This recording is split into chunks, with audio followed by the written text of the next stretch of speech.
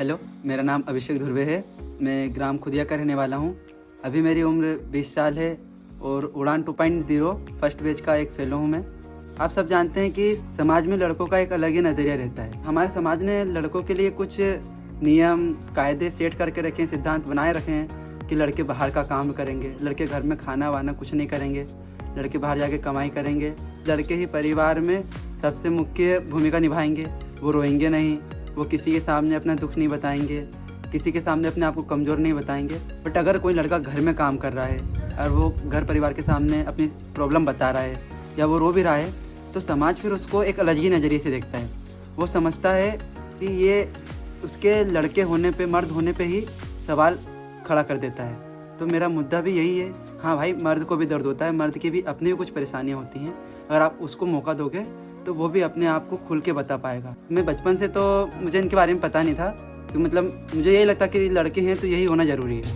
पर जब मैं उड़ान की यात्रा में जुड़ा तो मुझे पता चला कि ये नियम किसी ने बनाए नहीं है, ये पितृसत्ता ने ही पहले से बना के रखा है, जो मर्दों को, पुरुषों को एक अधिकार तो देती है पर साथ में इनका जो अपना विकास होता है उसको पूरी तरह से रोक देती है, उसे कई हद तक कमज़ोर भी कर देती है। पितृसत्ता हमेशा से लड़कियों को तो मतलब हार्म करता ही था, उनको तो उससे नुकसान होता ही था, बट लड़कों को भी इससे नुकसान होता है, ये मुझे अब पता चल रहा है। क्योंकि पितृसत्ता में लड़के आपको दबाया जाता है, उसके ऊपर इतना प्रेशर आ जाता है कि वो कुछ सोच नहीं पाता, वो अपने आप को एक्सप्रेस नहीं कर पाता, अपनी जो बातें किसी खुल के नहीं कर पाता।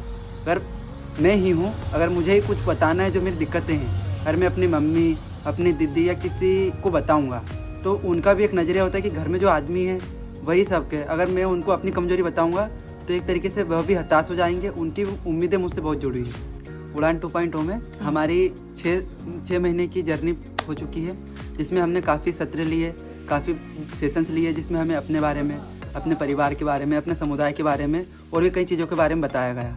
तो उससे मुझे बहुत कुछ नया सीखने को मिला। और जो हमारे आसपास का परिवेश है, जो हमारे आसपास के लड़के हैं, उनको इसमें से आधी बातें नहीं पता। और ऐसा होता है कि पितृसत्ता ने हमारे समाज में ऐसे नियम कायदे बना के रखे हैं, अगर कोई उससे हटने की भी सोचे तो उस पर सवाल खड़े कर दिए जाते हैं। तो मैं लड़कों को वही जानकारी बताना चाहता हूँ। अपने गांव में 20 लड़कों के साथ काम कर रहा हूँ, जिनके साथ मैं समय समय पर सेशंस लेता हूँ और कई खेल के माध्यम से और चित्रकला के माध्यम से, फिल्मों के माध्यम से उन्हें बताता हूँ कि जो समुदाय, ये पितृसत्ता ने पुरुषों के खिलाफ ऐसी मानसिकता कर दी है। अगर हम इससे अलग जा रहे हैं तो हम कोई गलत काम नहीं कर रहे हैं। कई बार हमने देखा है कि जब आपसी लड़ाई होती है तो वहाँ पर मर्द को ही आगे किया जाता है कि वो आगे जाके लड़े, उसमें करे। पर कई बार लड़कों के मन में होता भी है कि नहीं यार, हमेशा लड़ाई जरूरी नहीं है, हमें समझौता करना चाहिए। बट उस समय समाज उससे लड़ाई करने के लिए उकसाता है, उसको प्रेरित करता है कि तुम जाके लड़ो, जब भी तुम मर्द कहलाओगे। उड़ान विद बॉयज़ में जुड़ने से मुझे काफ़ी फ़ायदे हुए हैं। पहले कि मुझे एक जो नज़रिया होता है समुदाय के प्रति, समुदाय का लोगों के प्रति, लोगों का समुदाय के प्रति, वो जानने का मौका मिला। जब मैंने परिवार में इसके बारे में बताया तो मेरे परिवार वालों ने मुझे साथ दिया, तो वहाँ पर एक